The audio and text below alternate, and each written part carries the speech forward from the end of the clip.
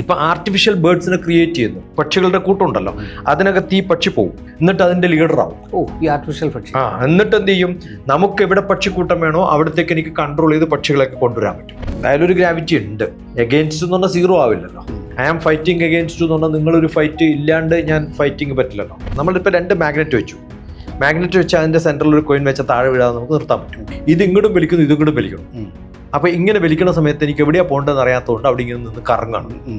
ആ എഫക്റ്റ് ഉണ്ടാക്കുന്നത് magneto gravity എന്ന് പറയുന്ന ഒരു എഫക്റ്റിലാണ് ഇതൊക്കെ റൺ ചെയ്യുന്നത്. നമ്മളിപ്പോൾ രാമായണത്തിലെ വിമാനത്തിന്റെ കഥ പറയില്ലേ, എങ്ങനെയാണ് പറന്നിരുന്നത് എന്ന് ചോദിച്ചാൽ ആ പറക്കുന്നതിന്റെ കൺസെപ്റ്റെങ്കിലും ഒന്നുണ്ടായിരുന്നല്ലോ. വെള്ളവും കരയും തൊടാതെ പോകുന്നതിന് എന്താ പറയാ, വിമാനം.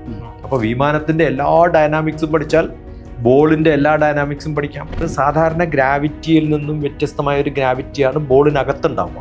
Wait of the satellite determines the height from the surface of the earth എന്നാണ്. നമ്മുടെ എർത്തിൽ നിന്ന് എത്ര ഹൈറ്റിൽ വെക്കണം ഒരു സാറ്റലൈറ്റ്. ഭൂമി എന്ന് പറയുന്നത് കുറച്ചൊരു എഗ് ഷേപ്പാണ്. എന്താ കാരണം, ഇങ്ങനെ കറങ്ങി കറങ്ങി വരുന്ന സമയത്ത് ഫ്ലാറ്റൺ ചെയ്യപ്പെടും. ഫുട്ബോൾ കളി നടക്കുന്ന ഭൂമിയിലാണ്, പിന്നെ എന്തിനാണ് ഈ ബോള് ബഹിരാകാശത്ത് കൊണ്ടുപോയി ടെസ്റ്റ് ചെയ്യേണ്ട ആവശ്യം? അതാ ഞാൻ പറഞ്ഞത്, അതിന്റെ പ്രഷറും.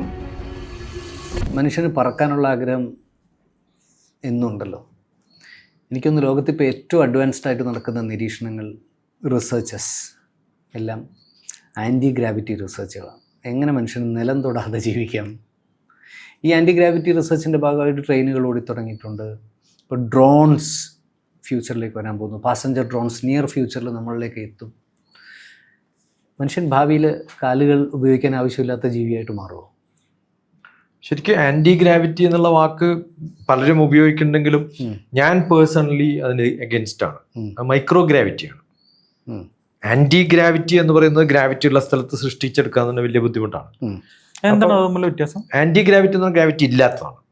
ഗ്രാവിറ്റി ഇല്ലാത്തത് നമുക്ക് ഗ്രാവിറ്റി ഉള്ള സ്ഥലത്ത് സൃഷ്ടിച്ചെടുക്കുക. ഗ്രാവിറ്റിക്ക് എഗൻസ്റ്റ് ആയിട്ടെന്നുള്ള ഒരു അർത്ഥത്തിൽ ഉണ്ട്. എഗൻസ്റ്റ് എന്ന് പറഞ്ഞാൽ യു ആർ എഗൻസ്റ്റ് ഗ്രാവിറ്റി.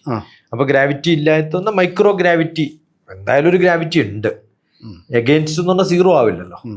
ഒരു ഒപ്പോസിഷൻ ഉണ്ടാകുന്ന സമയത്ത് ഐ ആം ഫൈറ്റിംഗ് എഗെയിൻസ്റ്റ് എന്ന് പറഞ്ഞാൽ നിങ്ങളൊരു ഫൈറ്റ് ഇല്ലാണ്ട് ഞാൻ ഫൈറ്റിംഗ് പറ്റില്ലല്ലോ. അപ്പൊ ഇതിനൊരു മൈക്രോ ലെവൽ മാത്രം എനിക്കൊന്ന് കുറക്കാൻ പറ്റുകയാണെങ്കിൽ വലിയ ഭാഗ്യം, അങ്ങനെയാണ് ചെയ്യുക. അപ്പൊ ഇതില് പറക്കാൻ പറ്റും. ഇപ്പൊ എല്ലാ പക്ഷികളും പറക്കുന്നത് എങ്ങനെയാ? ഇപ്പൊ നമ്മള് നല്ല നീന്തൽക്കാരൻ ഒരു വെള്ളത്തിൽ ഇങ്ങനെ, എൻ്റെ ബ്രദറുണ്ട് പപ്പട്ടൻ സുഖമായിട്ട് കിടക്കും. ബോയൻസി ഫോഴ്സിനൊക്കെ എതിരാണ്. ഞാൻ കിടക്കും. അതെ, ബോയൻസി ഫോഴ്സിന് എതിരാണ് അല്ലേ? ബോയൻസി ഫോഴ്സിന് എതിരായിട്ട് നമ്മൾ പറഞ്ഞിട്ടുള്ളത് ഏത് സാധനം വെള്ളത്തിലിട്ടാലും displacement of the water will be equal to, അല്ലെങ്കിൽ നിങ്ങൾ അതിനേക്കാളും വെയിറ്റ് കുറക്കാൻ പറ്റില്ല എന്ന്. അതിനെ പിടിച്ചു നിർത്താനുള്ള നമുക്ക് കഴിവ്.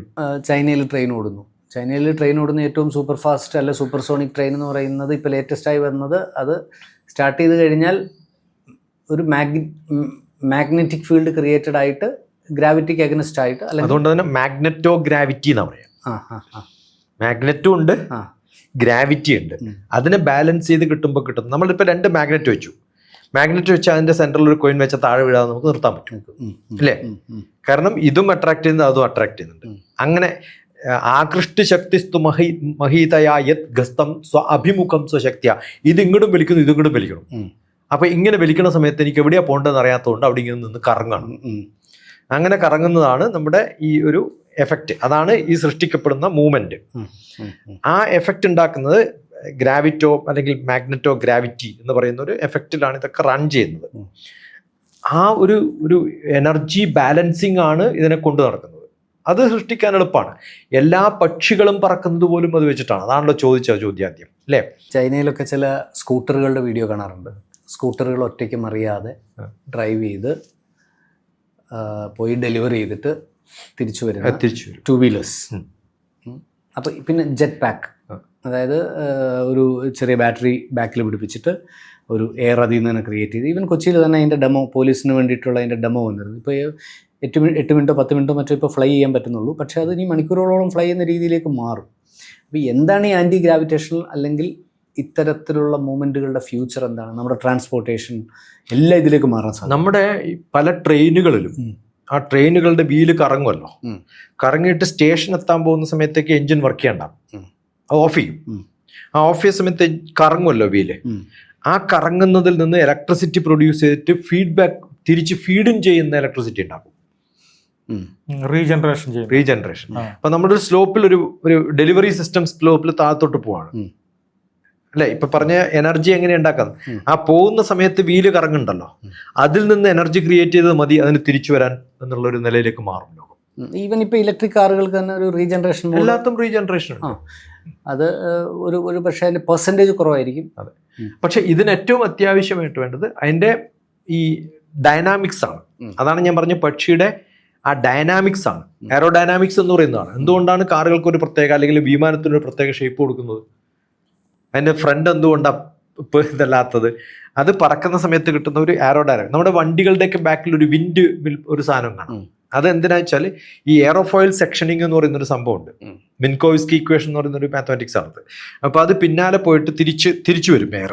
ആ തിരിച്ചു വരുമ്പോൾ അതിന് പുഷ് ചെയ്യുന്നതും കൂടിയാണ് അതിനകത്തുണ്ട്. അപ്പോൾ ഗ്രാവിറ്റി എന്ന് പറയുന്ന ഒരു ഓടുന്ന വണ്ടിയിൽ വീലിൻ്റെ ഗ്രാവിറ്റി എന്ന് പറയുന്നത് ഇത്രയൊക്കെ ഉണ്ടാവുള്ളൂ. ആ സർഫസിൽ ടച്ച് ചെയ്യുന്ന ഭാഗം 1 centimetre by maybe 4 centimetres, അങ്ങനെ മൾട്ടിപ്ലൈഡ് ബൈ 4 വീലാന്ന് വിചാരിക്കുക. അത്രയൊക്കെയല്ലേ ഭൂമിയിൽ ടച്ച് ചെയ്യുന്നുള്ളൂ. പക്ഷെ അതേ സമയത്ത് ഈ വണ്ടിയുടെ ബോഡി എന്ന് പറയുന്നത് വളരെ കൂടുതലാണ്. അപ്പോൾ ഈ ഡൈനാമിക്സ് നല്ലപോലെ പഠിച്ചു കഴിഞ്ഞാൽ അതിൻ്റെ സ്പീഡ് കൺട്രോൾ ചെയ്യാൻ പറ്റുള്ളൂ. ബോള് വളരെ നല്ലതാണ്. ബോള് ആ ഒരു സർഫസ് അങ്ങനെ ആയതുകൊണ്ടാണ്. എന്തുകൊണ്ടാണ് ബോളാവുന്നത്? എന്തുകൊണ്ടാണ് സ്ക്വയറിലൊരു ബോൾ നമുക്ക് അങ്ങനെ കളിക്കാൻ പറ്റില്ല? കാരണം ആ ഷേപ്പ് എന്ന് പറയുന്നത് അതിനെ തിരിച്ചു കൊണ്ടുപോകാൻ പറ്റുന്ന തരത്തിൽ സ്പിൻ ചെയ്യുന്നതും അതുകൊണ്ടാണ്. നമ്മൾ നല്ലപോലെ സ്പിൻ ചെയ്തടിക്കുന്ന സമയത്ത് പോകുന്നതിൻ്റെ സ്പീഡും സ്പിൻ ചെയ്യാതെ പോകുന്നതിനും സ്പീഡ് വ്യത്യാസമുണ്ട്. ആ സ്പിൻ ചെയ്യുന്ന സമയത്ത് it creates it's on energy back.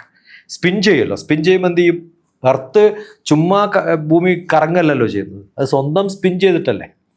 ആ സ്പിന്നിങ്ങിന് അതിൻ്റെ സ്പീഡ് കൺട്രോളും ഒക്കെ സാധിക്കും. നമ്മൾ സാധാരണ മോട്ടോർ ബൈക്ക് നേരെ ഓടിക്കുന്ന സമയത്ത് കയറ്റം കറങ്ങുമ്പോൾ അറിയാണ്ട് ഇങ്ങനെ ചെരിയും. ആ ചെരിയുന്ന സമയത്ത് വീല് കറങ്ങുന്നത് കൊണ്ടാണ് നമ്മൾ വീഴാത്തത്. വീല് കറങ്ങാതെ ഇങ്ങനൊരു വണ്ടി നിർത്താൻ പറ്റുമോ? പറ്റില്ല. ഗൈറോസ്കോപ്പിക് എഫക്റ്റ് എന്നാ പറയാം. അപ്പോൾ അതിന് ഗൈറോസ്കോപ്പിക് എഫക്റ്റ് ഉണ്ട്, അതിൻ്റെ സ്പിന്നിങ് റേറ്റ് അറിയണം. ഇതൊക്കെ ബാലൻസ് ചെയ്യുന്ന തരത്തിൽ നമ്മൾ ഡൈനാമിക്സ് ഉണ്ടാക്കിയാൽ it can fly very easily, that can run very easily. ഇത് ഈ നമ്മൾ ഖജറാവോ ഇല്ലേ, ഖജറാവോയിൽ കുറേ ബിംബങ്ങളുണ്ടല്ലോ. ഏറ്റവും കൂടുതൽ കൊത്തുപണികളുള്ള ഭാരതത്തിലെ സ്ഥലം എന്ന് പറയുന്നത് മധ്യപ്രദേശിൽ ഖജറാവോയിലാണ്. അതാണ് പണ്ടത്തെ ഖജറാവിന്റെ പഴയ പേരെന്താണെന്നറിയോ? എന്താ? വാത്സ്യപുരം എന്നാണ്. വാത്സ്യായന്റെ സ്ഥലമാണ്. ഏറ്റവും കൂടുതൽ ബോഡി പോസ്റ്റേഴ്സ് ഏത് ഡാൻസേഴ്സിനും പറ്റുന്ന. അവിടെയുള്ള ചില ബിംബങ്ങളിലൊക്കെ നോക്കിയാൽ ഈ ജെറ്റ് പാക്ക് ഉള്ള ആൾക്കാരെ കാണാം. അപ്പോൾ ഈ കൺസെപ്റ്റ് എന്ന് പറയുന്നത് എങ്ങനെയാണ് പറന്നിരുന്നത് എന്ന് ചോദിച്ചാൽ ആ പറക്കുന്നതിന്റെ കൺസെപ്റ്റെങ്കിലും ഒന്നുണ്ടായിരുന്നല്ലോ. നമ്മളിപ്പോൾ രാമായണത്തിലെ വിമാനത്തിന്റെ കഥ പറയില്ലേ, പുഷ്പക വിമാനം എന്ന് പറയുന്നത്. ഒരു ദേശത്തുനിന്ന് മറ്റേ ദേശത്തേക്ക് പോകാൻ 3 തരത്തിൽ യാത്ര ചെയ്യാം. ഒന്ന് കരവഴി, ഒന്ന് വെള്ളം, ഒന്ന് ആകാശം. അതിൽ കര ഒഴിവാക്കും, അപ്പൊ 2 ഭാഗം മാത്രമേ കിട്ടുള്ളൂ. ഓക്കെ. ദേശാന്തരം യദ്ബക്, ഒരു ദേശത്തുനിന്ന് മറ്റേ ദേശത്തേക്ക് പോകാൻ 3 വഴികളുണ്ട്. അത് ദ്വീപാക്കി മാറ്റിയാൽ ദ്വീപാന്തരം ചൈവ, 2 വഴി മാത്രമാവും, വെള്ളത്തിലും ആകാശത്തിലും. യോ അംബരേ ഗന്തുമർഹസി, ആകാശത്തുകൂടെ പോകുന്നതിന് സ വിമാന ഇതി പ്രപ്താണ്. വിമാനം എന്ന് പറയുന്നത് ഇതാണ്. അപ്പോൾ ഒരു ബോൾ നമ്മൾ മറ്റേ സ്ഥലത്തേക്ക് അടിക്കുന്ന സമയത്ത് വിമാനമാണ് പോകുന്നത്. ഒരു സ്ഥലത്ത് നിന്ന് മറ്റേ സ്ഥലത്തേക്ക് വെള്ളവും കരയും തൊടാതെ പോകുന്നതിന് എന്താ പറയാ? വിമാനം. അപ്പോൾ വിമാനത്തിന്റെ എല്ലാ ഡൈനാമിക്സും പഠിച്ചാൽ ബോളിന്റെ എല്ലാ ഡൈനാമിക്സും പഠിക്കാം, പക്ഷികളുടെ ഡൈനാമിക്സ് പഠിക്കാം, പറക്കുന്നതിന്റെ ഡൈനാമിക്സ് പഠിക്കാം. അത് നമ്മളിടുന്ന ഡ്രസ്സിന് പോലും എങ്ങനെ നമ്മൾ പോസ് ചെയ്യണം എന്ന് അറിഞ്ഞാൽ മതി. ആ പോസ് ചെയ്യുന്നത് കറക്റ്റ് അല്ലെങ്കിൽ ഇപ്പം ഫ്ലൈ എയർ എന്ന് പറഞ്ഞിട്ടൊരു പ്രോഗ്രാം ഉണ്ട് ദുബായിൽ. ഞാനൊക്കെ അവിടെ പോയിട്ട് ഫ്ലൈ എയർ, അവിടെ നമ്മൾ നിർത്തിക്കഴിഞ്ഞാൽ നമ്മൾ എങ്ങനെ നിൽക്കണം എന്ന് പഠിപ്പിക്കും. നമ്മൾ ഇങ്ങനെ നിന്നാൽ മുകളിലോട്ട് പോകും, ഇങ്ങനെ നിന്നാൽ താഴത്തോട്ട് വരും, അങ്ങനെ പഠിപ്പിക്കും നമ്മളെ. അപ്പോൾ ഇങ്ങനെ നിൽക്കുന്ന സമയത്ത് എന്ത് പറ്റും? നമ്മളെ പുഷ് ചെയ്യും മുകളിലേക്ക്. അപ്പം നമുക്ക് താഴത്തോട്ട് വരണമെങ്കിൽ എന്ത് ചെയ്താൽ മതി? ഞാൻ അവിടെ പറഞ്ഞിട്ടുണ്ട്. അപ്പം കൈ ഇങ്ങനെ വെച്ച് കഴിഞ്ഞാൽ ഇങ്ങോട്ട് പറക്കണം, അങ്ങോട്ട് പറക്കണം. ഇതാണ് നമ്മുടെ സാറ്റലൈറ്റിലെ ജെറ്റിൽ ചെയ്യുന്നത്. എയർ വെച്ചിട്ടുള്ള പരിപാടിയാണ്. അത് താഴത്ത് നിന്ന് എയർ പുഷ് ചെയ്യണം. ആ എയർ പുഷ് ചെയ്യുമ്പോൾ നമ്മൾ ഇട്ടിരിക്കുന്ന ജാക്കറ്റ് ഉണ്ടല്ലോ, ആ ജാക്കറ്റ് നല്ലപോലെ സ്പ്രെഡ് ചെയ്ത് എന്ത് ചെയ്യും? നമ്മൾ മുകളിലേക്ക് പോകും. നമ്മൾ ചെറുതായാലോ താഴത്തേക്ക്. അപ്പൊ നമ്മുടെ ബോഡി ചെറുതാക്കുകയും വലുതാക്കുകയും ചെയ്യുന്ന സമയത്ത് ലിഫ്റ്റിങ്ങും നോൺ ലിഫ്റ്റിങ്ങും പോസിബിൾ ആണ്. ഈ ഡൈനാമിക്സ് ആണ് ഈ കറങ്ങുന്ന വീലിനെ ആ താഴത്തുണ്ടാക്കുന്ന ഡൈനാമിക്സ് ഉണ്ടല്ലോ വണ്ടിയുടെ. നമ്മൾ ഈ എയർക്രാഫ്റ്റിൽ പോകുമ്പോൾ കണ്ടിട്ടില്ലേ, ആ വിങ് തുറക്കുന്ന സമയത്തും വിങ് അടക്കുന്ന സമയത്തും അത് ഏത് ഭാഗത്തേക്ക്, ഒരു വിങ് മാത്രം അടച്ചാൽ എയർക്രാഫ്റ്റ് ഇങ്ങോട്ട് പോകും, ഈ ഭാഗത്തൂടെ എയർ പോവും, ഈ ഭാഗത്ത് എയർ പോവില്ല, അപ്പോൾ വിമാനം ഇങ്ങനെ പോകും. ഇതൊക്കെ എയർ കൺട്രോളാണ്. ആ എയർ കൺട്രോള് നാച്ചുറലി എങ്ങനെയാണോ പക്ഷികൾക്ക്, എൻ്റെ ജർമ്മനിയിലുള്ള എൻ്റെ ഒരു സ്റ്റുഡൻ്റ് ഉണ്ട്, പണ്ട് ഇപ്രാവശ്യം ഞാൻ ജർമ്മനി പോയ സമയത്ത് അവൻ എന്നെ വന്ന് കണ്ടിരുന്നു. അവൻ ആദ്യം ചെയ്ത ആർട്ടിഫിഷ്യൽ ബേർഡ്സ് എന്നാണ്. ഇപ്പൊ ആർട്ടിഫിഷ്യൽ ബേർഡ്സിനെ ക്രിയേറ്റ് ചെയ്യുന്നു, എന്നിട്ട് ഒരു ഫ്ലോക്ക് ഓഫ് ബേർഡ്സ്, ഒരു പക്ഷികളുടെ കൂട്ടമുണ്ടല്ലോ, അതിനകത്ത് ഈ പക്ഷി പോവും. പക്ഷി പോയിട്ട് ആ പക്ഷി കരയുന്നത് പോലെ, ആ പക്ഷി ബിഹേവ് ചെയ്യുന്നത് പോലെ ബിഹേവ് ചെയ്യും, എന്നിട്ട് അതിന്റെ ലീഡറാവും. ഈ ആർട്ടിഫിഷ്യൽ പക്ഷി. എന്നിട്ട് എന്ത് ചെയ്യും, നമുക്ക് എവിടെ പക്ഷിക്കൂട്ടം വേണോ അവിടത്തേക്ക് എനിക്ക് കൺട്രോൾ ചെയ്ത് പക്ഷികളൊക്കെ കൊണ്ടുവരാൻ പറ്റും. ലോകത്തിന്റെ ഡെവലപ്മെന്റ് ഒന്ന് ആലോചിച്ചു. ഇത് ഒരു 10 കൊല്ലം മുമ്പ് എൻ്റെ സ്റ്റുഡന്റ് ഒരു പ്രോജക്റ്റ് ആയിട്ട് ചെയ്തിട്ടുണ്ട്. അല്ല, ഇപ്പൊ അങ്ങനെ ചെയ്തുകൊണ്ടിരിക്കുന്നുണ്ട്. അതിന്റെ റിസർച്ച് നടക്കുന്നുണ്ട്. നമുക്ക് ലോകത്തിലെ ഏത് ജീവിയെയും നമ്മുടെ ആവശ്യത്തിലേക്ക് കൊണ്ടുവരണമെങ്കിൽ അതിലൊരാളായി, അതിലൊരു ലീഡറായി അവരെ കൊണ്ടുവരാൻ പറ്റുന്ന തരത്തിൽ ചിന്തിക്കാൻ സാധിക്കുക എന്നുള്ള വലിയ കഴിവല്ലേ. ഇതൊക്കെ നടക്കട്ടെ. അപ്പൊ ഇതൊക്കെ ചെയ്യുന്ന ലോകത്ത് ഈ ബോളിനകത്ത് ഒരു ചിപ്പ് വെക്കുന്നതാണോ കാര്യം? നമ്മുടെ ഈ 2026 ഫുട്ബോൾ വേൾഡ് കപ്പിലെ ആ ബോള് ഈ നാസയിലെ ശാസ്ത്രജ്ഞർ അത് ബഹിരാകാശ നിലയത്തിലേക്ക് അയച്ചു കൊടുക്കുകയും അവിടെ ടെസ്റ്റ് ചെയ്തു എന്നൊക്കെ കേട്ടിട്ടുണ്ട്. എന്തിനു വേണ്ടിയിട്ടായിരിക്കും അത്? എന്താണ് ആ ബോളിൻ്റെ പ്രത്യേകത? അത് ഉണ്ടാക്കുന്നത് ലാഹോറിലാണ്. ആണല്ലേ? വളരെ പാകിസ്ഥാനിലാണ്. വളരെ രസകരമായിട്ടുള്ള തരത്തിൽ അതിനെ, അങ്ങനെയൊക്കെയാണ് അറിവ്. ഞാനും പഠിച്ചിട്ടുള്ള വിവരം മാത്രമേ എനിക്കുള്ളൂ. അതായത് ഫിഫ വേൾഡ് കപ്പിൽ കളിക്കുന്ന എല്ലാ പന്തുകളും ലാഹോറിലാണ്. അല്ല, എല്ലാ പന്തുകളും എനിക്കറിയില്ല. ഈ ഒരു സ്പെസിഫിക് ആയിട്ടുള്ള ചിപ്പുള്ളിൽ വെച്ചിട്ടുള്ള ഒരു, നമ്മൾ അതിനകത്തൊരു 16 ഗ്രാം വലിപ്പമുള്ളൊരു ചിപ്പ് വെക്കുകയാണ്. ആ ചിപ്പ് ചെയ്യുന്നത് എന്താ വെച്ചാൽ എല്ലാ മെഷർമെൻറ്റ്സ്, ഇപ്പം നമ്മൾ മൂവ് ചെയ്യുന്ന സമയത്ത് സ്മാർട്ട് വാച്ച് കെട്ടിയാൽ നമ്മുടെ മൂവ്മെൻറ്റ്സ് ഒക്കെ അത് ഏറ്റെടുക്കുക. നമ്മൾ ജമ്പ് ചെയ്യുന്നുണ്ടോ, കുറേ സമയം ഇരിക്കുന്ന സമയത്ത് എഴുന്നേക്കണം എന്നൊക്കെ പറയണ്ടല്ലോ. അപ്പോൾ മൂവ്മെൻറ്റ് ഡിറ്റക്ട് ചെയ്യും. ആ മൂവ്മെൻറ്റ് ഡിറ്റക്ട് ചെയ്യുന്നത് എത്ര റെവല്യൂഷൻസ് ഡിറ്റക്ട് ചെയ്യാൻ പറ്റും. അത് ഹൈ എബിലിറ്റി ഉള്ള ഒരു 500 ടൈംസ് റൊട്ടേറ്റ് ചെയ്താൽ പോലും ഒരു സെക്കൻഡിൽ അത് മെഷർ ചെയ്യാൻ പറ്റുന്ന തരത്തിലുള്ള ഡിറ്റക്ടേഴ്സ് അതിനകത്ത് അവൈലബിൾ ആണ്. അപ്പോൾ നമ്മളിപ്പോൾ ഈ കമൻറ്റേറ്റർ പറയുമല്ലോ, അതിങ്ങനെ കറങ്ങി കറങ്ങി പോവുകയാണെന്ന് പറയുമ്പോൾ എത്ര പ്രാവശ്യം കറങ്ങുന്നുണ്ടെന്നുള്ള എൻ്റെ മെഷർമെൻറ്റ് അയാളുടെ ബോർഡിൽ വരും. ഈ ബോൾ ഇത്ര സമയത്താണ് കറങ്ങുന്നത്, ഇന്ന ഡയറക്ഷനിലാണ് പോകുന്നത്, എൻ്റെ ട്രജക്ടൈൽ മോഷൻസും, നമ്മളിപ്പം റോക്കറ്റ് അയക്കുന്ന സമയത്ത് ഏത് ഭാഗത്തേക്കാണ് പോകുന്നതെന്ന് അവിടെ നിന്ന് മെഷർ ചെയ്തിട്ട് അത് നമ്മുടെ ഗ്രൗണ്ട് സെഗ്മെൻറ്റിലേക്ക് നമുക്ക് കിട്ടുന്നത് ഏത് തരത്തിലാണോ അതുപോലെയുള്ള കമ്മ്യൂണിക്കേഷൻ അവൈലബിൾ ആണ്. ആ മെഷർമെൻറ്റ്സ് അവൈലബിൾ ആണ്. അത് ഇന്ന് ഹൈ ഇലക്ട്രോണിക്സ്, എയുടെ ഗുണം, ഇതൊക്കെ കൂടി എന്തൊക്കെ ടെക്നോളജികൾ ഉപയോഗിക്കാൻ പറ്റുമോ, എന്തൊക്കെ തരത്തിലൊരു ചിപ്പിന് മെഷർമെൻറ്റ്സ് സാധിക്കുമോ അതിനുള്ള മിനിമം ചാർജ് വെച്ചിട്ട്, ഇപ്പം നമ്മുടെ വാച്ച് വർക്ക് ചെയ്യുന്നില്ലെങ്കിലും കുറേ കാലം കഴിഞ്ഞിട്ട് ഇപ്പം മിസ്സായി വിചാരിക്കും, എൻ്റെ ഫോണിൽ അത് എവിടെയാണെന്ന് ഡിറ്റക്ട് ചെയ്യാൻ എനിക്ക് എളുപ്പമാണ്. അതിന് ചാർജ് ഉണ്ടാവണമെന്നില്ല, but there is a resident charge inside. അപ്പോൾ ഇത് തരത്തിൽ ഇപ്പം നമ്മൾ വാച്ച് വർക്ക് ചെയ്യുന്നേ ഇല്ല, പക്ഷെ നമ്മൾ പെട്ടെന്ന് ഓണാക്കുമ്പോഴത്തേക്കും ആ സമയം നമുക്ക് കാണിച്ചു തരും, കാരണം അതിനുള്ളിൽ സമയത്തിൻ്റെ ഡിറ്റക്ട് ചെയ്യുന്നുണ്ട്. അപ്പോൾ ഇങ്ങനെ പലതരത്തിലുള്ള ചിപ്പുകൾക്ക് ഒരു മിനിമം മെമ്മറി, മിനിമം ചാർജ് ഒക്കെ ഉണ്ടാക്കിയെടുത്തിട്ട്, ഇപ്പോൾ എന്തുകൊണ്ടാണ് ഇത് ചെയ്തതെന്ന് പറഞ്ഞാൽ സാധാരണ ഗ്രാവിറ്റിയിൽ നിന്നും വ്യത്യസ്തമായ ഒരു ഗ്രാവിറ്റിയാണ് ബോളിനകത്തുണ്ടാവുക. കാരണം അത് ഇൻസുലേറ്റഡ് ആണ്, ടോട്ടലി ഇൻസുലേറ്റഡ് ആണ്. ഇപ്പോൾ ആൻറ്റി ഗ്രാവിറ്റിയിലുള്ള ആൾക്കാരുടെ ട്രെയിനിങ് പ്രോഗ്രാം, ഇപ്പോൾ അപ്പർ സ്പേസിൽ പോയിട്ട് അല്ലെങ്കിൽ സ്പേസിൻ്റെ അറ്റ്മോസ്ഫിയറിൽ നിന്ന് പുറത്തേക്ക് പോയിട്ട് 140 കിലോമീറ്റർ വരെയൊക്കെയാണ് സ്പേസ് നമ്മുടെ അറ്റ്മോസ്ഫിയറിൻ്റെ എഫക്റ്റ് ഉണ്ടാവുക.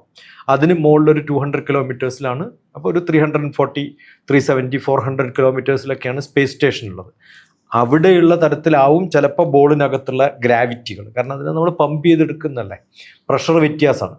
പ്രഷർ വ്യത്യാസമാവുന്ന സമയത്ത് ഗ്രാവിറ്റിയും ടെമ്പറേച്ചറും ഒക്കെ മാറും. അപ്പോൾ ഈ തരത്തിലുള്ള ഒരു സിറ്റുവേഷനിൽ ഈ ചിപ്പ് എങ്ങനെ വർക്ക് ചെയ്യും, അല്ലെങ്കിൽ അതിനെ അങ്ങനെ വർക്ക് ചെയ്യിപ്പിക്കാൻ പറ്റുമോ, അതിന് അറ്റ്മോസ്ഫിയറുള്ള തരത്തിൽ തന്നെയാണോ അതിൻ്റെ ബിഹേവിയർ, ഇതൊക്കെ അറിയണം. അതായത് ഇതൊരു ആൻറ്റി ഗ്രാവിറ്റേഷണൽ റിസർച്ചിൻ്റെ ഭാഗമാണെന്നാണ്. അതൊക്കെ ഇത് മിക്കവാറും നമ്മുടെ സാധാരണ അറ്റ്മോസ്ഫിയറിൽ വർക്ക് ചെയ്യുന്ന സംഭവങ്ങൾ ലോ ടെമ്പറേച്ചറിലും ഹൈ ടെമ്പറേച്ചറിലും വർക്ക് ചെയ്യുമോ എന്നൊക്കെ ടെസ്റ്റ് ചെയ്യണം. ലോ പ്രഷറിലും ഹൈ പ്രഷറിലും വർക്ക് ചെയ്യുമോ എന്ന് ടെസ്റ്റ് ചെയ്യണം. അല്ല, അതിന് ഈ ഫുട്ബോളിനകത്ത് വെക്കണം, വേറെ എന്തെല്ലാം ഓപ്ഷൻസ് ഉണ്ടെന്നുള്ളതാണ്. ഇല്ല, കറങ്ങുന്ന ഫുട്ബോളിനെ കാണാൻ വേണ്ടിയിട്ട് വേറെ എന്താ ചെയ്യുക ഫുട്ബോളിനകത്തല്ലാതെ? അല്ല, അത് വേൾഡ് കപ്പുമായി ബന്ധപ്പെട്ട് വെക്കണ്ടല്ലോ. നമുക്ക് ഇതിനു വേണ്ടി ഇപ്പം ഇത്രയും വലിയ റിസർച്ച് നടത്താൻ വേണ്ടിയിട്ട് നമുക്ക് വേണമെന്നുണ്ടെങ്കിൽ ഫുട്ബോൾ അല്ല, അത് ഈ ഫുട്ബോൾ ഉണ്ടാക്കുന്നവരുടെയും കളിക്കാരുടെയും അത് ഉപയോഗിക്കുന്ന സമയത്ത് അതിന് വല്ല പ്രശ്നങ്ങൾ ഉണ്ടാവുമോ, അല്ലെങ്കിൽ അത് മിസ്ബിഹേവ് ചെയ്യുന്നുണ്ടോ, ഇതൊക്കെ നമ്മൾ കിക്ക് ചെയ്യുന്ന സമയത്ത് പ്രഷർ മാറും അതിനുള്ളിൽ. അതിന്റെ വെയിറ്റ് എത്ര ഉണ്ടാവും? 14 grams അത്രേ ഉള്ളൂ. ഇതാണ് ഇപ്പോഴുള്ള ചിപ്പിന്. അല്ല, അതിനകത്ത് ബാറ്ററി വേണ്ടേ? അതാണ് പറഞ്ഞത്, അതൊക്കെ അതിനകത്ത് ഇൻബിൽറ്റ് ചാർജ് ആണ്. ഇപ്പൊ നമ്മൾ ഇലക്ട്രോണിക്സിന്റെ ഡെവലപ്മെന്റ് എന്ന് പറയുന്നത് നമ്മുടെ പണ്ട് ടിവിയുടെ വലുപ്പം എന്തായിരുന്നു അല്ലേ? ട്യൂബൊക്കെ ആയിട്ട് ബാക്കിലേക്കൊക്കെ വന്നു. അതെ, പണ്ട് ടി വി വെക്കാനുള്ള സ്റ്റാൻഡിന്റെ വലുപ്പം എന്തായിരുന്നു അറിയാലോ നമുക്ക്. ഇപ്പം അത് വളരെ ചെറുതായിട്ട് നമുക്കൊരു ഫോട്ടോഗ്രാഫിയുടെ വലുപ്പത്തില്. ഞാൻ സാധാരണ പറയാറ് നമ്മുടെ ഈ ഒരു മൊബൈൽ ഫോണിന്റെ തിക്നെസ് എന്ന് പറയുന്നത് അതിന്റെ ബാറ്ററി തിക്നെസ് ആണ്. ഇപ്പം എൻ്റെ ഒരു മരുമകനുണ്ട്, ഇപ്പം ഐസറിലാണ് വർക്ക് ചെയ്യുന്നത്. അവന്റെ പേര് വെച്ച് സെർച്ച് ചെയ്ത് കഴിഞ്ഞാൽ നമുക്ക് കാണുന്നത് പേപ്പർ ബാറ്ററി കണ്ടുപിടിക്കാനുള്ളതാണ്. ബാറ്ററി തന്നെ നമ്മൾ ഫ്ലെക്സിബിൾ ആയിട്ടുള്ള നമ്മുടെ വിസിറ്റിംഗ് കാർഡില്ലേ ആ സൈസിലൊരു ബാറ്ററി ഉണ്ടാക്കാൻ പറ്റുമെന്ന് വിചാരിക്കും. അങ്ങനെയാണെങ്കിൽ മൊബൈലിന്റെ തിക്നെസ് എന്താവും? വേറൊന്നുമില്ല, അതിന് ബാറ്ററിയുടെ തിക്നെസ് ആണ്. പിന്നെ ഒരു ഡിസ്പ്ലേ ഉള്ളൂ. അതെ, ഡിസ്പ്ലേ ഉള്ളൂ. ആ ഡിസ്പ്ലേ ഫോൾഡബിൾ ആണ്, ഫ്ലെക്സിബിൾ ആണ്. അപ്പൊ നമുക്ക് നാളെ ഒരു മൊബൈൽ ഫോൺ എന്ന് പറയുന്നത് ഈ സിഗരറ്റ് പോലെ ചുരുട്ടിയിട്ട് പോക്കറ്റിൽ ഇടാൻ പറ്റുന്ന അല്ലെങ്കിൽ ചെവിയിൽ കുത്താൻ പറ്റുന്ന ഒരു സാധനമായിട്ട് മാറും. അപ്പൊ ഏറ്റവും കൂടുതൽ ഈ ഫ്രെയിമിന് എന്തുകൊണ്ടാണ് ഇത്രയും തിക്നെസ് എന്ന് വെച്ചാൽ ഈ മെറ്റാ ഗ്ലാസിന് ഇത്രയും പിന്നെ ഇലക്ട്രോണിക്സിനകത്ത് ഫിക്സ് ചെയ്യാൻ പറ്റുന്നതുകൊണ്ടാണ്. പണ്ടുള്ള മൊബൈൽ ഫോണിന്റെ വെയിറ്റ് ഇന്നത്തെ മൊബൈൽ ഫോണിന് ഇല്ലല്ലോ. പണ്ട് വലിയ സാധനമായിരുന്നു, വാക്കി ടോക്കി പോലുള്ള സാധനമായിരുന്നു പണ്ട് മൊബൈൽ. അപ്പോൾ ഇലക്ട്രോണിക്സ് എപ്പോഴും കുറഞ്ഞു വരികയാണ് ചെയ്യുക. ഇപ്പോൾ സാറ്റലൈറ്റ് പണ്ട് ഉണ്ടാക്കിയിരുന്ന സാറ്റലൈറ്റ് ഒരു 800 കിലോമീറ്ററിലായിരുന്നു.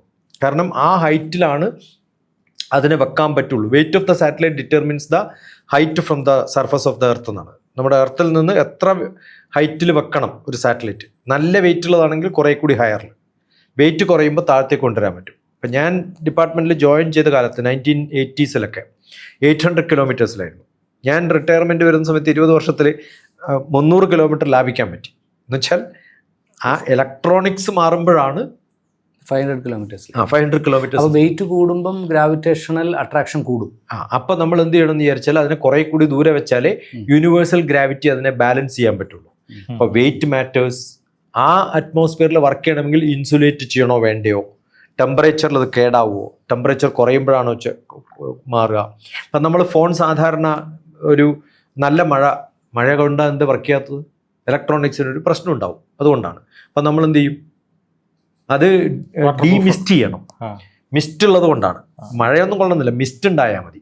നല്ല തണുപ്പുള്ള സ്ഥലത്ത് വെച്ച് കഴിഞ്ഞാൽ ചിലപ്പോൾ ഫോൺ വർക്ക് ചെയ്യില്ല. അപ്പം നമ്മൾ സാധാരണ പറയുന്നുണ്ട് ഈ അരിയുടെ ചാക്കില്ലേ നമ്മുടെ വീട്ടിൽ വെക്കുന്നത്, അതിൽ പൂഴ്ത്തി വെച്ചിട്ട് ഒരു ദിവസം കഴിഞ്ഞെടുത്താൽ വർക്ക് ചെയ്യും. കാരണം അത് അബ്സോർബ് ചെയ്യും, ഹ്യൂമിഡിറ്റി അബ്സോർബ് ചെയ്യും. മനസ്സിലാവുന്നുണ്ട്? അപ്പോൾ ഹ്യൂമിഡിറ്റി മാറ്റേഴ്സ്, ടെമ്പറേച്ചർ മാറ്റേഴ്സ്. ഈ ഒരു എൻവിറോൺമെൻറ്റിൽ PV = RT എന്നാണ്. പ്രഷർ വോളിയം ഈക്വൽ ടു ഒരു constant multiplied by temperature. Temperature മാറുമ്പോൾ പ്രഷർ മാറുമ്പോൾ വോളിയം മാറുമ്പോൾ. അപ്പോൾ നമ്മുടെ ഈ ബോളിനകത്ത് ഒരു പ്രത്യേക പ്രഷറിലാണ്, ഒരു പ്രത്യേക വോളിയത്തിലാണ് നമ്മൾ ബോള് അല്ലേ? അതിനെ കിക്ക് ചെയ്യുന്ന സമയത്ത് എന്താ കൊടുക്കണത്? അതിനൊരു എക്സ്ട്രാ പ്രഷർ കൊടുക്കും. ഓരോ കിക്കിലും ഒന്ന് കോൺട്രാക്റ്റും അല്ലേ? ആ സമയത്ത് അത് വർക്ക് ചെയ്യാണ്ടായാലോ? അപ്പൊ ഏത് കോൺസ്റ്റന്റ് എൻവിറോൺമെന്റിലാണ് അതിനെ കൊണ്ടുപോകുന്നത്? അത് കറങ്ങണ സമയത്ത് ഉണ്ടാവുന്ന ഒരു ഡീഫോർമേഷൻ ഉണ്ട്. നമ്മൾ സാധാരണ ഒരു മൺകുടം അല്ലെ, ഭൂമി തന്നെ, ഭൂമി ശരിക്കും ഉരുണ്ടതല്ല. ഭൂമി എന്ന് പറയുന്നത് കുറച്ചൊരു എഗ് ഷേപ്പാണ്. എന്താ കാരണം? ഇങ്ങനെ കറങ്ങി വരുന്ന സമയത്ത് ഫ്ലാറ്റൺ ചെയ്യപ്പെടും, പമ്പരം പോലെയാവും. നമ്മൾ കാണാറില്ല. ഇപ്പം ഈ മൺകുടം ഉണ്ടാക്കുന്നത് എങ്ങനെയാണ്? കുറേ സമയം കറങ്ങുമ്പോൾ അതിനെ എക്സ്പാൻഡ് ചെയ്യുമ്പോൾ പിടിച്ചു നിർത്തിയിട്ടാണ്. ഈ ബോളിനും ഒരു ഡീഫോർമേഷൻ ഉണ്ട്, നമ്മളത് എത്രയാണെന്ന് മെഷർ ചെയ്യുന്നില്ല. അതിൻ്റെ deformation, spinning rate, speed measure ചെയ്യാനൊന്നും സാധാരണഗതിയിൽ ആ സ്പീഡിൽ പോകുന്നൊരു ബോളിനെ മെഷർ ചെയ്യണമെങ്കിൽ സാധാരണ നമ്മൾ ഈ വെഹിക്കിളിനെയൊക്കെ ഡിറ്റക്ട് ചെയ്യുന്നത് 2 ക്യാമറകൾ വെച്ചിട്ട് ഇവിടെ നിന്ന് ഇവിടത്തേക്കുള്ള ഡിസ്റ്റൻസ് നോക്കിയിട്ടാണ് നിങ്ങൾ 80 കടന്നോ 100 കടന്നോ എന്നൊക്കെ അവർ പെനാൽറ്റി അടിക്കുന്നത്. ബോൾ അതിനേക്കാളും സ്പീഡിലാണ് പോകുന്നത്. അതാണ് ഓരോ ഗോൾ അടിക്കുമ്പോഴും ഈ ഷൂട്ടിന് ഇത്ര കിലോമീറ്റർ പെർ അവർ എന്ന് പറയുന്നത്. ഇതൊക്കെ അയാളുടെ ഡിസ്പ്ലേയിൽ വരുന്നുണ്ട്. ഇത് എവിടുന്നാ വരുന്നത്? ഇത് വരുന്നതൊക്കെ പണ്ട് ക്യാമറകൾ വെച്ചിട്ടാണെങ്കിൽ ഇന്ന് അതിനകത്തൊരു ചിപ്പ് വെച്ചിട്ടാണ്. ആ ചിപ്പ് നോക്കിയിട്ടാണ് തീരുമാനിക്കുന്നത് ഇത്രയൊക്കെയാണെന്നുള്ളത്. നമ്മൾ സാധാരണ വെഹിക്കിൾ ഓടിക്കുമ്പോൾ സ്പീഡോമീറ്റർ എന്ന് പറയുന്നത് കറങ്ങുന്ന സ്പിന്നിങ്ങിൻ്റെ വെയിറ്റ് നോക്കിയിട്ടാണ്. ഒരു കാലം വരും ഇതൊന്നും അല്ലാതെ ഒരു ചിപ്പ് വെച്ച് കഴിഞ്ഞാൽ എൻ്റെ സ്പീഡ് അറിയും. നമ്മൾ നടക്കുമ്പോഴെങ്ങനെയാണ് അറിയുന്നത്? ഇപ്പം നമ്മൾ ഫോണിൽ GPS വഴി നമ്മൾ പോകുന്ന വണ്ടിയുടെ സ്പീഡ് അറിയാൻ പറ്റുന്നുണ്ടല്ലോ. അല്ല, അത് കാരണം എന്ന് വെച്ചാൽ അതിന് 2 കാരണങ്ങളുണ്ട്. നമ്മുടെ സാധാരണ GPS ആണ്, അത് അത്ര പെർഫെക്റ്റ് ഒന്നുമല്ല. ഇപ്പം ബോളിനകത്തൊരു GPS വെച്ചാൽ ബോൾ മൂവ് ചെയ്യുന്നത് അറിയാൻ പറ്റുമോ വെച്ചാൽ അറിയാൻ പറ്റും. പക്ഷെ ആ സ്പീഡ് അറിയണമെങ്കിൽ ഇത്രയും സ്പീഡിൽ പോകുമ്പോൾ ഇത് പോരാ. മിസൈൽ അങ്ങനെയാണ് വർക്ക് ചെയ്യുന്നത്. എല്ലാ മിസൈലിൻ്റെയും പിന്നെ മൂവ്മെൻ്റ് അറിയുന്നതും എവിടെ നിന്ന് എവിടത്തേക്ക് പോകുന്നു എന്നൊക്കെ അറിയുന്നതൊക്കെ വേറെ GPS വെച്ചിട്ട് കണ്ടുപിടിക്കുന്നതല്ല, അതിനകത്തുള്ള ചിപ്പ് കൊടുക്കുന്ന ഇൻഫർമേഷൻ വെച്ചിട്ടാണ്. ഇനിയിപ്പോൾ ഞാനൊരു സാധാരണക്കാരൻ ചിന്തിക്കുന്ന ഒരു കാര്യം ചോദിക്കട്ടെ, ഈ ഫുട്ബോൾ കളി നടക്കുന്ന ഒരു ഗ്രൗണ്ടിൽ ഭൂമിയിലാണ്, പിന്നെ എന്തിനാണ് ഈ ബോള് ബഹിരാകാശത്ത് കൊണ്ടുപോയി ടെസ്റ്റ് ചെയ്യേണ്ട ആവശ്യം? അതാ ഞാൻ പറഞ്ഞത്, അതിൻ്റെ പ്രഷറും എൻവിറോൺമെന്റൽ കൺസെപ്റ്റ് അത് ഇവിടെ വെച്ച് ടെസ്റ്റ് ചെയ്താൽ അറിയാൻ പറ്റില്ല. അതിന് പുറത്തുള്ള എൻവിറോൺമെന്റ് അല്ല, അതിനകത്തുള്ള എൻവിറോൺമെന്റ്, അതിനകത്താണ് ഈ ചിപ്പ് കിടക്കുന്നത്. അപ്പോൾ വേറൊരു എൻവിറോൺമെന്റിൽ ഇതെങ്ങനെ വർക്ക് ചെയ്യുമെന്ന് ചെക്ക് ചെയ്യണമെങ്കിൽ ഇന്ന് നമുക്ക് അത്തരം ആന്റി ഗ്രാവിറ്റി ടെസ്റ്റിംഗ് ഒക്കെ നടക്കുന്ന ഒരു സ്ഥലം എന്ന് പറയുന്നത് നാസ പോലെയുള്ള സ്ഥലത്തൊക്കെയാണ്. അപ്പോൾ അവിടെ കൊണ്ടുപോയിട്ട് ടെസ്റ്റ് ചെയ്യുമ്പോൾ നമുക്ക് മനസ്സിലാവും ഇതെങ്ങനെയാണ് ബിഹേവ് ചെയ്യുന്നത്. ഇപ്പം നമ്മൾ കാണാറില്ലേ, ഈ സ്പേസ് ഷട്ടിലുള്ള ആൾക്കാർ നടക്കാൻ പറ്റുമൊന്നുമില്ല അവർക്ക്, കാരണം അത് ഗ്രാവിറ്റി ഇല്ലാത്തൊരു സ്ഥലത്താണ്. ഇപ്പോൾ ചന്ദ്രനിൽ നടക്കുന്ന ഒരാൾ സാധാരണ നമ്മൾ നടക്കുന്ന രൂപത്തിലല്ല, അല്ല പറന്ന് നടക്കുക ചെയ്യുക, അങ്ങനെയൊക്കെയാണ്. അപ്പോൾ ആ ഗ്രാവിറ്റിയിൽ ഇതിനകത്ത് കിടക്കുന്ന ചിപ്പ് എന്ന് പറയുന്നത് നമ്മൾ ബോളിൽ താഴെ വീഴുമല്ലോ, വീഴാതെ അതിൻ്റെ സെൻറ്ററിൽ നിന്നാലേ സ്പിന്നിങ് കാണാൻ പറ്റുള്ളൂ.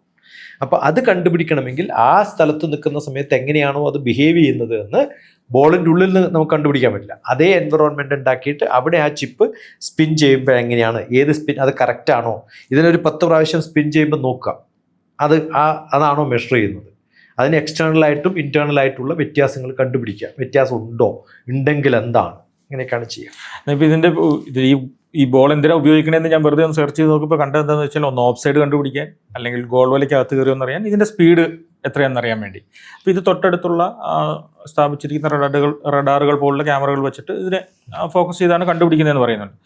അപ്പോൾ ഇത്രയും എന്ന് വെച്ച് കഴിഞ്ഞാൽ ഈ ടെക്നോളജി ഇങ്ങനെ വളരുന്ന ഈ സമയത്ത് ഒരു സ്പോർട്സിൽ ഒരു മിസൈലിൽ അല്ലെങ്കിൽ ഒരു സ്പേസ് വരെ അല്ലെങ്കിൽ ഒരു ബഹിരാകാശ നിലയം വരെ ഉപയോഗിച്ചുകൊണ്ട് ഇത്രയും ഈ ഒരു കാര്യം ചെയ്യുന്നതിലെ ആ ഒരു ക്യൂരിയോസിറ്റി എന്താണ്? അത് എന്തിനായിരിക്കും അത്രയധികം? ഞാനൊരു അഡ്വർടൈസ്മെന്റ് ഫാക്ടറാണോ, അല്ലെങ്കിൽ ഇതിന് ഇത്രയും പോപ്പുലറൈസ് ചെയ്യാൻ വേണ്ടിയാണോ? അത് നമ്മൾ പല ടെക്നോളജിയും ഉപയോഗിക്കുന്നത് കണ്ടുപിടിക്കുന്ന ഒന്നിനായിരിക്കും, അൾട്ടിമേറ്റ് യൂസ് വേറെ ഒന്നിലായിരിക്കും. ഇപ്പോൾ DRDOയിൽ സയൻറ്റിസ്റ്റ് ആയിരുന്ന, അല്ലെങ്കിൽ ഡിപ്പാർട്ട്മെന്റ് ഓഫ് സ്പേസിൽ നിന്നും DRDOയിലൊക്കെ മാറിപ്പോയിട്ടുള്ള അബ്ദുൽ കലാമിൻ്റെ കോൺട്രിബ്യൂഷൻ എന്ന് പറയുന്നത് മെഡിക്കൽ സയൻസിലും നല്ല പോലെ ഉണ്ട്.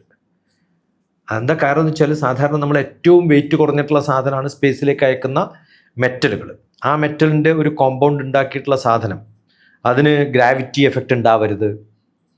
അതേ സാധനമാണ് പലപ്പോഴും ഈ നമ്മുടെ ശരീരത്തിലൊക്കെ നമ്മൾ മെറ്റൽ ഉപയോഗിച്ചിട്ട് വെക്കുന്ന ഏതെങ്കിലും ഒരു ഭാഗം, എല്ല് പൊട്ടി, ആ എല്ല് പൊട്ടുന്ന സമയത്ത് നമ്മൾ അതിനകത്ത് മെറ്റൽ ഉപയോഗിച്ചിട്ട് അതിനെ കണക്ട് ചെയ്തിട്ട് നട്ടും ബോൾട്ടും ഒക്കെ ഇട്ടിട്ട് തിരികിയിട്ടൊക്കെയാണ് നമ്മുടെ ബോണുകൾ കണക്ട് ചെയ്യുക, അല്ലേ? ആ കണക്ട് ചെയ്യുന്ന സമയത്ത് ഉപയോഗിക്കുന്ന മെറ്റൽ എന്ന് പറയുന്നത് സാധാരണ മെറ്റൽ ആവാൻ പാടില്ല, ലൈറ്റ് വെയിറ്റ് ആവണം, കുറേ കാലം നിൽക്കണം, ഡിഫറെൻ്റ് എൻവിറോൺമെൻറ്റിൽ നിൽക്കണം, അത് ശരീരവുമായിട്ട് റിയാക്ട് ചെയ്യുന്ന സമയത്ത് പ്രശ്നങ്ങൾ ഉണ്ടാവരുത്, ഇല്ലേ?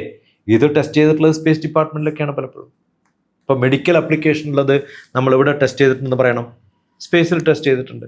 കാരണം ഡിഫറെൻ്റ് എൻവിറോൺമെൻറ്റിൽ ഇതെങ്ങനെ വർക്ക് ചെയ്യുമെന്ന് ടെസ്റ്റ് ചെയ്യാൻ സാധിക്കുന്ന കുറേ ലാബോറട്ടറി ഉള്ള സ്ഥലമാണ് ഇത്തരം സ്പേസ് റിലേറ്റഡ് ആയിട്ടുള്ള ആക്ടിവിറ്റികൾ.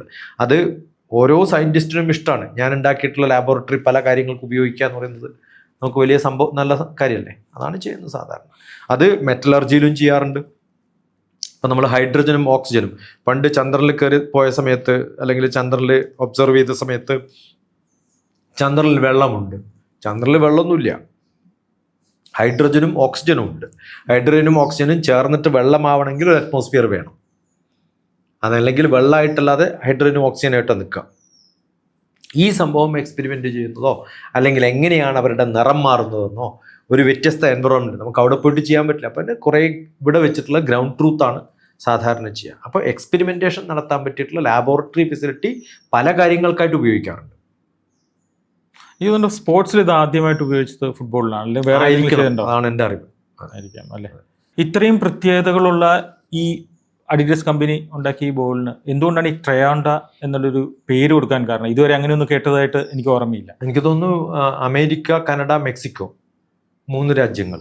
ഹോണ്ട എന്ന് പറഞ്ഞാൽ അർത്ഥം വേവ് എന്നാണ്. ഓക്കെ. അപ്പോൾ 3 രാജ്യങ്ങളുടെ ഹോണ്ട, അങ്ങനെയാണ് ട്രയോണ്ട എന്നുള്ള പേര് വന്നതാണ് എൻ്റെ അറിവ്. അപ്പോൾ ഇത്തവണ വേൾഡ് കപ്പ് അപ്പോൾ ഇത്തവണയാണ് ഇത് ആപ്ലിക്കബിൾ ആയതല്ലേ? ഇതിന് മുമ്പ് അപ്പോൾ ഇത് ഉപയോഗിച്ചിട്ടില്ല. ഇല്ല. അപ്പോൾ ഇതിന് പലപ്പോഴും നമ്മൾ ഈ പേരുകൾ ഇടുമ്പോഴൊക്കെ സാധനം ഉണ്ടാക്കുന്നതിനേക്കാളും കൂടുതൽ ആലോചിക്കും ഈ പേരുകൾ ഇടുമ്പോൾ. കാരണം പേരാണ് അതിൻ്റെ ഒരു റെപ്രസെൻറ്റേഷൻ. അതാണ് പെട്ടെന്ന് ക്യാച്ച് ചെയ്യുക. അപ്പോൾ ട്രൈ ഉണ്ടാ എന്ന് പറയുന്ന സമയത്ത് നമ്മൾ ഓരോ സംഭവങ്ങൾക്കും പേരിടുന്ന സമയത്ത് എത്ര സിമ്പിൾ ആ സതീഷ്. 3 രാജ്യങ്ങൾ ചേർന്നുണ്ടാക്കിയ ഒരു ഉണ്ടാ ട്രൈ അല്ല അങ്ങനെ ബ്രെയിനിൽ ചില കാര്യങ്ങൾ സേവ് ചെയ്യുമ്പോഴേ പെട്ടെന്ന് കോഴിക്കോട്ടാന്ന് പറയാത്ത ഉണ്ടാന്ന് പറഞ്ഞാൽ ONDA ഉണ്ടാന്ന് പറഞ്ഞ വേവ് എന്ന അർത്ഥം. അപ്പോൾ ട്രൈ ഉണ്ടാ എന്നുള്ളതാണ്